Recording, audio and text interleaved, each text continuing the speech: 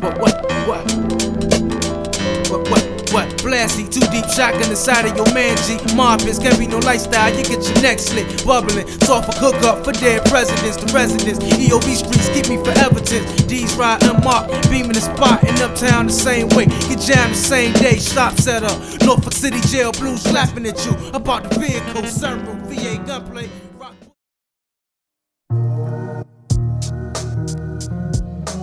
Danny Supa, a staple figure in the New York City skateboarding scene during the 1990s. He is unbelievably skilled, with an endless bag of tricks,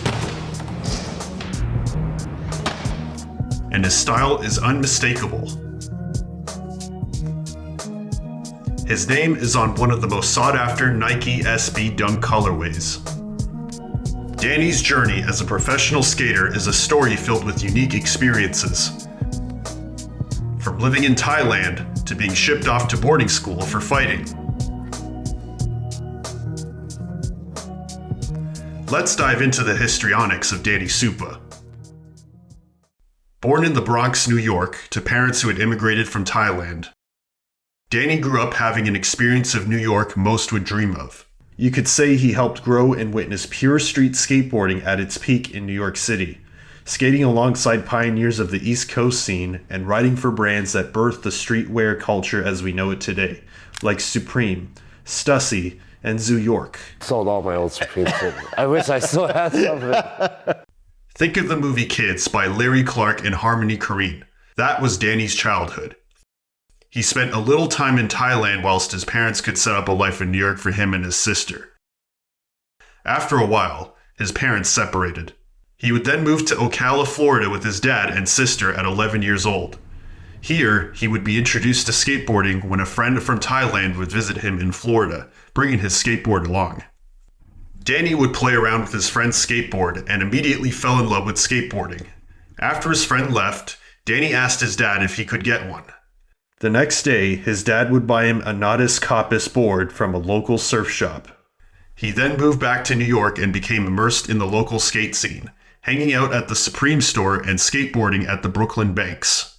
My father died when I was 12 of leukemia. I was pretty much raised by my mom and my sister and then hanging out on the streets since I was 12. So he was skating with and around the right people at that time, like Harold Hunter, Rodney Torres, Mike Hernandez, Ryan Hickey, and the list goes on.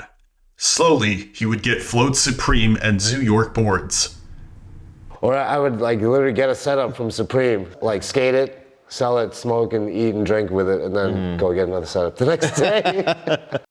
Suddenly, Danny's mom would send him to boarding school in Connecticut for getting expelled because of constant fights and skipping class.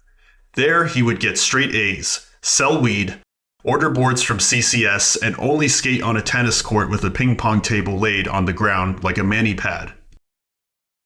After a year at boarding school, he moved back to the Bronx and dropped out of the 10th grade to pursue skateboarding professionally.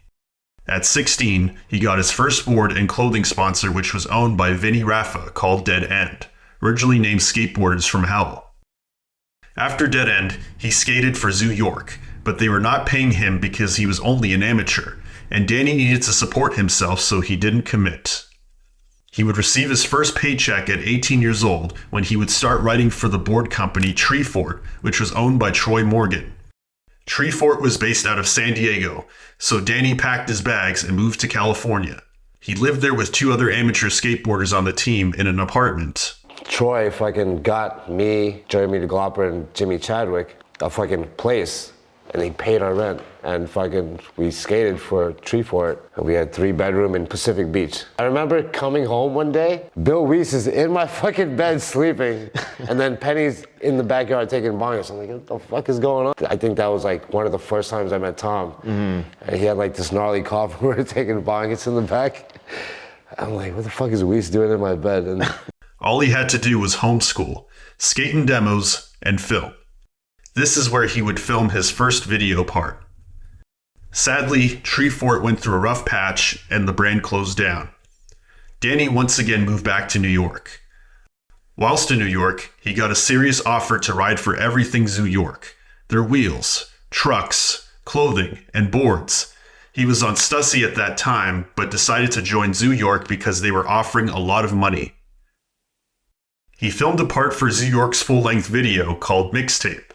This video would be the first to capture true, raw East Coast skateboarding in the 90s and is his most notable video part that would feature legendary members from Wu-Tang Clan rapping over clips of him skateboarding. This legendary video shot the brand and all its writers into stardom. Danny would describe this time as a highlight of his skateboarding career and the best time of his life, skating in downtown New York day and night and partying with his friends. Years later, Danny would be let go from his shoe sponsor, Converse. Converse closed its skate program because it was not doing well financially. Luckily, a couple months later, Nike would revamp their skate program, and thanks to a friend in Portland, Danny would be one of 4 skateboarders to introduce the Nike SB program to the world, alongside Gino Iannucci, Richard Mulder, and Reese Forbes. This was a dream come true for Supa. He was a huge fan of Jordan and Air Max shoes. Each of the team riders would get their own Nike Dunk Pro shoe colorway. Today, these are some of the most highly sought after dunks in the skateboard and sneaker collecting community, being resold with huge markups compared to what they were initially retailed for. People outside of skateboarding would start to recognize Supa because of this shoe. An original dunk for Danny Supa. Sararat, which I can't say his name to save my life, but I'm not a skater and I shouldn't have to say his name correctly. I'm just kidding. During this time, he was over the snowy New York winters and wanted to be able to skate all year round. He was making a significant amount of money from his sponsors, Zoo York, Red Bull, and Nike SB, so he moved back to California. Zoo York then went under new management by Mark Echo. At this time, Danny wasn't getting as much coverage as his new teammates.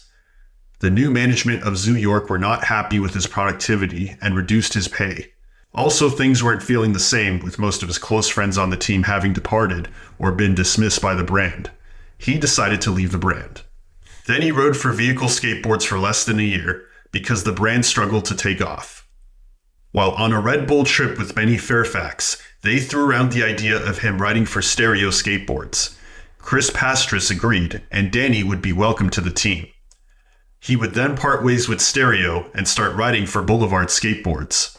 How did Stereo, how did that end? Just not being a good person. I was partying a lot at the time and fucking just being a dick to everyone, and it just slowly diminished. Kind of had like a little bit of a falling out, me and Chris. Like I think I fucking like would hit him up for money when I was like fucked up and partying, and then he would be like, all right, fine, just come get a check. I think we made up after a little while, but yeah.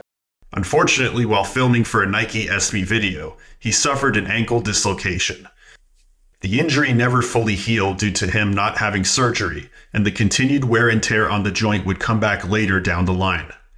The final straw came while filming an Instagram clip. While he attempted to focus his skateboard with his injured ankle, the strain proved too much, causing significant damage. That, accompanied with an unhealthy partying lifestyle for some time, he gradually lost his sponsors.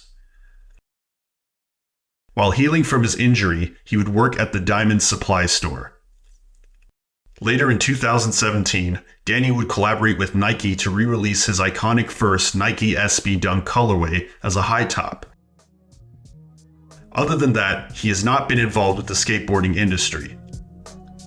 Danny now resides in New York City, where he's focused on personal growth and finding a new direction. His days are filled with cycling and rigorous workouts. To give back, he's established a skate school, offering children the opportunity to learn and develop their skateboarding skills while also sharing valuable life lessons from his own experiences as a young man and professional skateboarder.